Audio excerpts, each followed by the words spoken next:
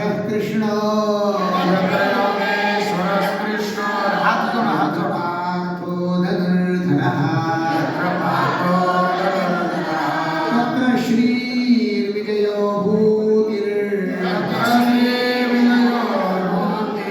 ध्रुवानीतिर्मतिर्मम यत्र योगेश्वरः कृष्ण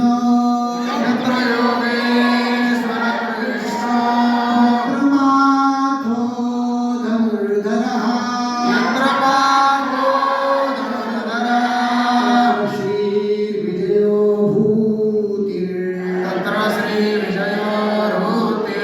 ध्रुवानीतिर्मतिर्मम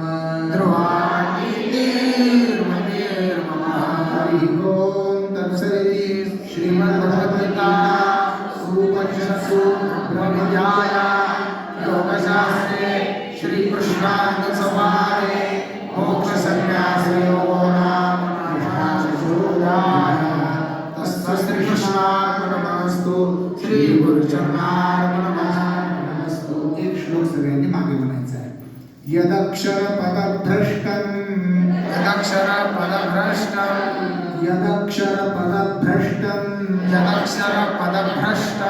मात्राहीनै च यद्भवेत् तत्सर्वं क्षम्यतां देव प्रसीद परमेश्वर प्रसीद परमेश्वर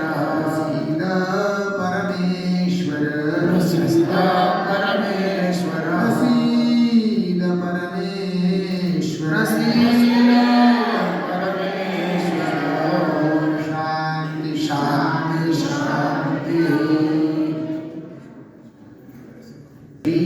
विजयः भूतिः ध्रुवानीतिः मतिः मम.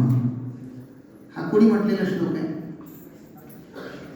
माहिती आहे तुम्हाला? संजयानं म्हटलेला आहे. भगवद्गीता धृतराष्ट्रापासून सुरू होते आणि संजयाच्या म्हणण्यावर संपते.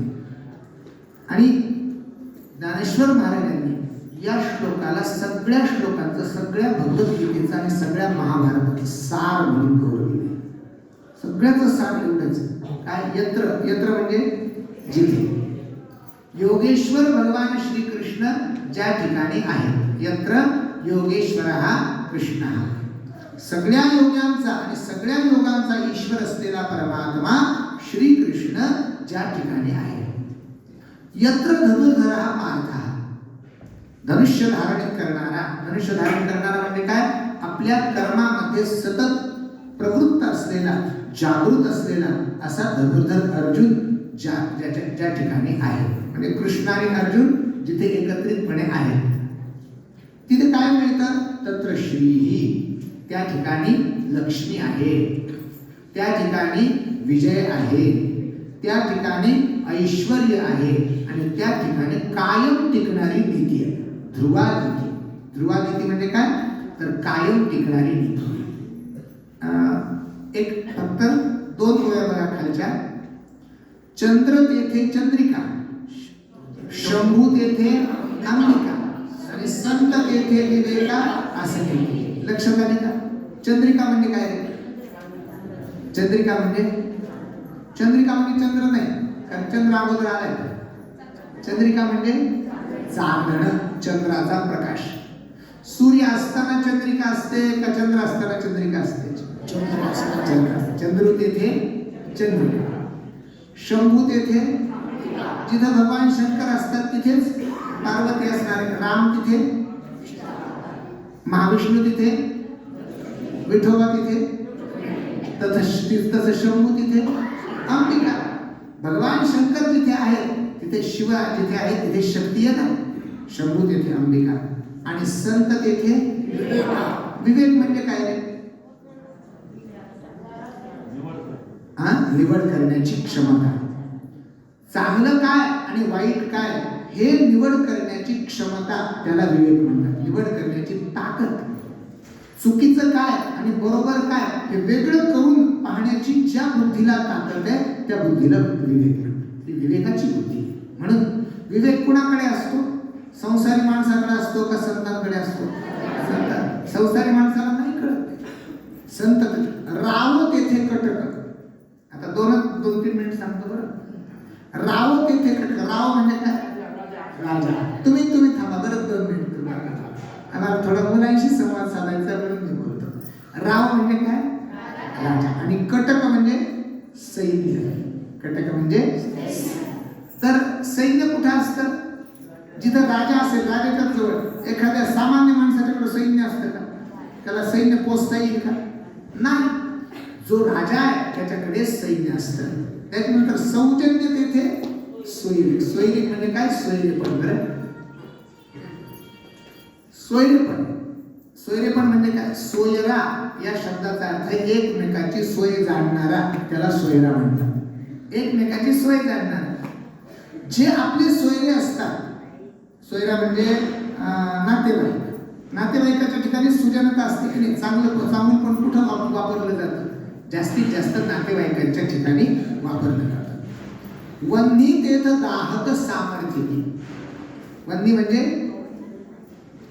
म्हणजे अग्नी. दहनाचं सामर्थ्य, जाळण्याचं सामर्थ्य बर्फात आणि पाण्यात असतं की नाही?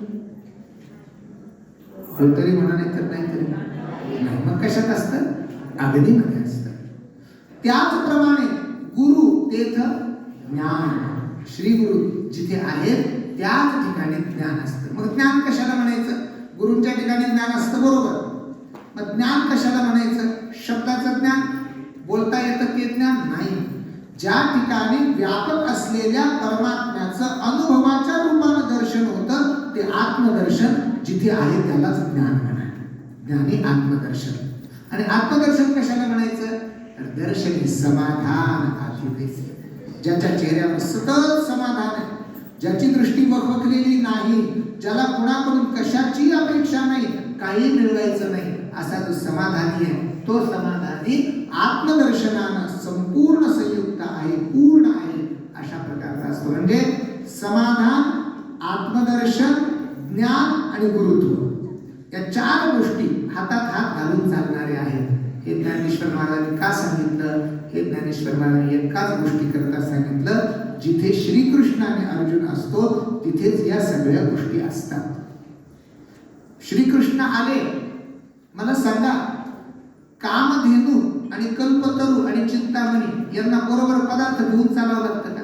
समजा कल्पतरूच्या खाली आपण बसलो आणि आपल्याला भूक लागली आणि आपल्याला आता जेवण पाहिजे, मला जेवण पाहिजे म्हणलं की ताट तिथे येतं. कल्पतरूने ताट बरोबर आणलेलं असतं का? नाही, या वाढाले मग त्याला जेवायला दिले असं कल्पतरू करतो का? नाही.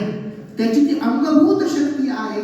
त्याच प्रकारानं भगवान श्रीकृष्ण आणि अर्जुन, नर आणि नारायण हे दोघे ज्या ठिकाणी असतात त्याच ठिकाणी टिकणारी नीती असते, त्याच ठिकाणी विजय असतो, त्याच ठिकाणी भूती म्हणजे ऐश्वर्य असतं आणि त्याच ठिकाणी श्री म्हणजे लक्ष्मी असते. लक्षात आलं? चलायचं पुढे आता.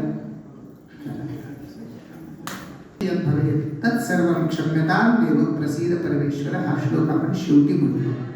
त्याचा अर्थ काय? संस्कृतच्या पदांची जी रचना आहे ती सतत आपल्या म्हणजे सवयीची नसते. आणि सवयीची नसल्यामुळे आपल्याकडून कदाचित एखादा पद, एखादा मात्रा, एखादा काना, एखादा उकार, एखादी वेलांटी मागे पुढे होण्याची शक्यता असते. आणि संस्कृतातल्या या रचनांचं जर चुकीचं म्हणणं झालं तर आपल्याला त्याचं फळ मिळत नाही.